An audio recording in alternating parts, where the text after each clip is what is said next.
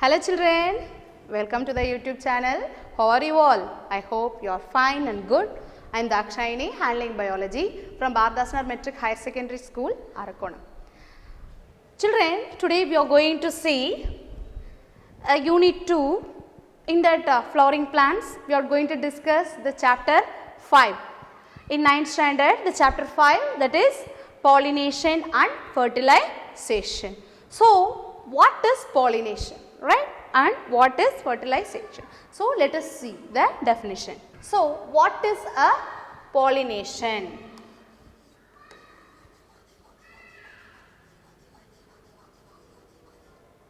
Pollination. Pollination is a transfer of anther to the stigma of the plant. In the previous sessions we discussed about the anther and the stigma, right? What can you say the structure of the anther? Yes, very good. It consists of the filament and the anthers. This is a male part, stamen. And what about the female part? Ovaries, style and stigma, right? So, ovary consists of the ovules. So, the transfer of anther from the stamen to the stigma, we say it as the pollination. In many plants, the pollination is carried out through the insects. But some plants undergo self-pollination. They do not require any agents. And the next, what is another heading? Fertilization. Yes, what do you mean by fertilization? Fertilization is the fusion of gametes. Fertilization. Fertilization, the fusion of male gamete. Male gamete we can write by the symbol like this. And the fusion of the female gamete to form a zygote. To form a zygote, we say it as fertilization. So, in this session we are going to discuss about the pollination and fertilization. So, in the previous session we have studied about the floral parts. That is, what is the green part, children? The green part is a calyx. It is made of sepals. And the attractive part, the reddish part we say it as a corolla. Right? Corolla is made of petals. And here this structures of the male, right? Stamen. So, it anther and the filament. So, it is a male part. And which is the female part? Yes, this is the female part. So, stigma, style and then the ovary. So, this fully constitutes the female part, that is the gynoecium. So, in the previous class we discussed, previous session we discussed about the parts of the flower. And now this is a diagrammatic representation of the pollination. See, just imagine the pollination may take place within a same flower or the different flowers also. So, what is produced, children? From this anthers, what is produced? Pollen grains are produced. Pollen grains are produced from the anther. So, the pollen grains are transferred through the wind or by an insect, and through them it reaches, this pollen reaches the stigma. It reaches the stigma, that is a female part of the flower. So, the transfer of pollen grains from a stamen to the stigma of the same flower or the another flower, we say it as the pollination. So, now we are going to see about the types of pollination. First type is self-pollination. Self-pollination. If the pollination takes place in a same plant, we say it as the self-pollination. It does not require any agents like insects or something. The another type is a cross-pollination. What is another type? Cross-pollination. Here, what is required? Some agents are required. For the pollination between the two different plants, we say it as of the same species. They should be of same species. We say it as a cross pollination. For this, the agents are needed, like it need insect or water, some birds. So many agents are required for pollination. So first we are going to study about the self-pollination. So what is self-pollination? Self-pollination means transfer of anther to the stigma of the same flower, right? Or the different flower of the same plant. You just imagine anyone, you take a rose plant, right? So ஒரே rose plant liye if the anthers and stigma are transferred, it is said to be autogamy, and the plant bears many roses. Here, if the pollination takes place between one rose and different rose of the same plant, it is said to be geitonogamy. In the next, we are going to discuss in the next. So first one is the autogamy. Auto means what? Auto means self. Auto means self. Just underline in your book, children. It is not given in your book. Auto means self, and gamy refers to marriage or fusion, right? So gamy refers to marriage. So the anthers, the pollen grains from the anthers are transferred to the stigma of the same plant. Stigma of the same plant. If only one flower is involved, we say it as a same flower. So this type of transfer of pollen grains to the stigma of the same flower, we say it as a autogamy. Next one is a geitonogamy. So you can see many flowers, right, children?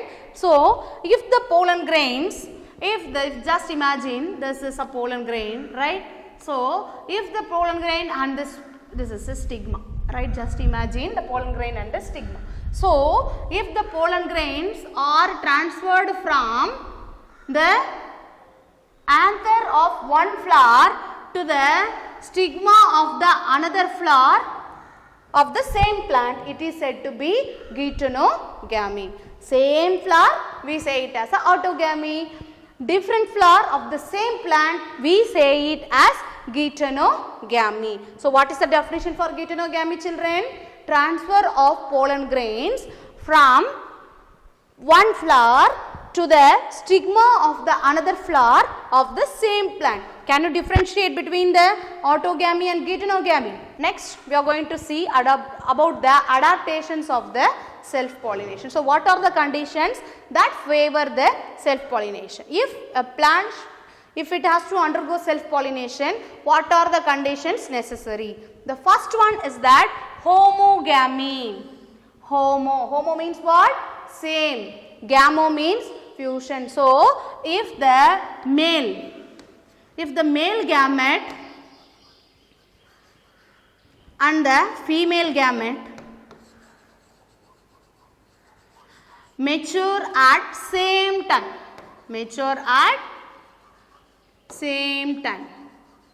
we say it as homogamy, right? If just imagine a flower, the anthers also produces the pollen grains and stigma also matured. What happens? The pollination takes place between they two, right? So first one is a homogamy. The male and the female part of the flower matures at the same time. So now let us see some of the examples of the homogamy. So what is this plant, children? Yes, rice. The example for is rice. The another example for homogamy is wheat.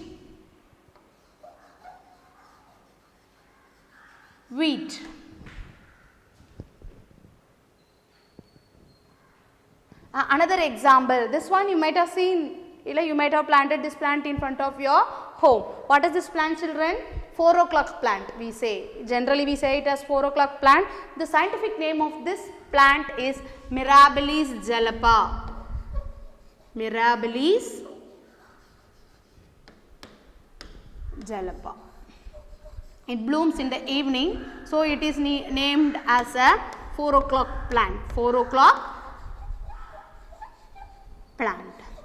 So what are the three examples of homogamy? Rice, wheat and mirabilis. Next one, we are going to discuss about the cleistogamy. What do you mean by cleistogamy, right? Cleistogamy, cleisto means closed. Cleisto means closed. Gamy means marriage. Gamy refers to marriage. So here the example we are going to discuss is Commelina. Commelina bengalensis. Commelina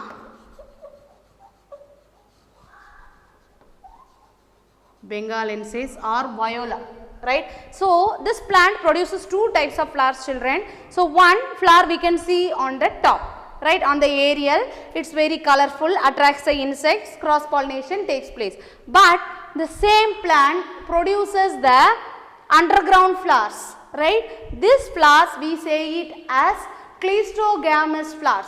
They are under the ground, right? So they do not open to produce show the gametes. So the flowers remain closed. The aerial flowers are open, they attract the insects and the pollination takes place. But the underground flowers do not open to expose the seeds. So that closed flowers we say it as a cleistogamous flowers. So this is the image of the cleistogamous flowers. Here you can see many bud like structures, children. So this is a cleistogamous flowers. You see the seeds are embedded in it. They do not open. So only what happens? Only the self-pollination takes place in the cleistogamous. So now we are going to discuss about the advantages of the self-pollination. So what are all the advantages? Yes, the first one is that, the first advantage is that the genetic characters of the parents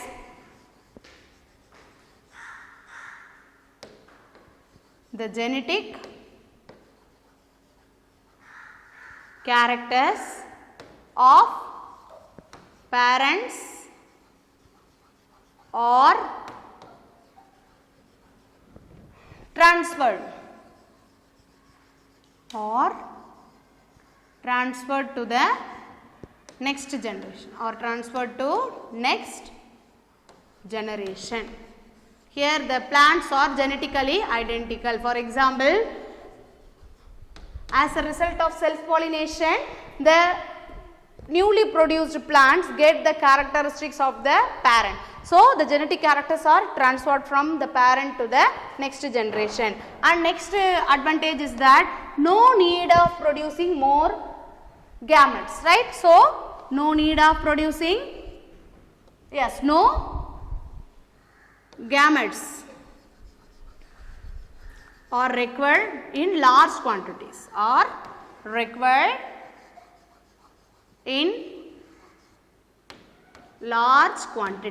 Only some gametes are enough to fertilize, right? So quantities, right? And next one is that they need not be showy, right? They may not be attractive or the scented. They may not be not attractive or scented to attract the other agents. So self-pollination, that one more advantage is that they no need of the agents. They can undergo pollination by themselves. So these are all the advantages of the self-pollination. So next we are going to see about the disadvantages of the self-pollination. The first disadvantage is that, for example, we studied that advantage is that the genetic characters of the parents are transferred to the next generation, right? So here what happens? If parent has any genetic defects,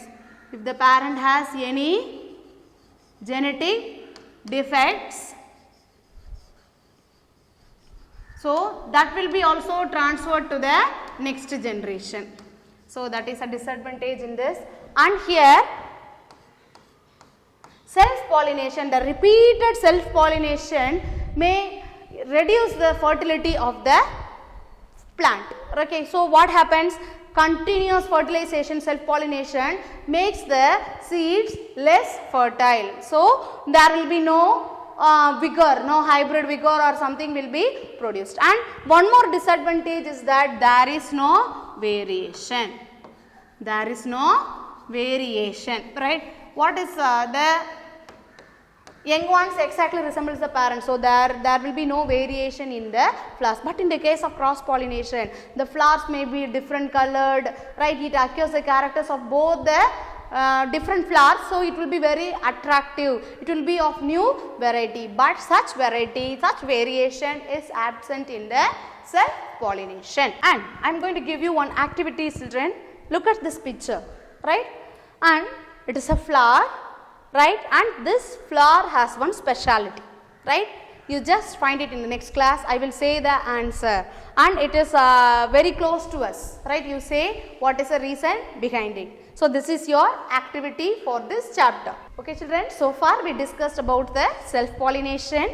What are all the two types of self pollination, that is autogamy and deuteronogamy, and what are the advantage, right? For example, what is homogamy, and we discussed what is cleistogamy and the advantages and the disadvantages of the self pollination.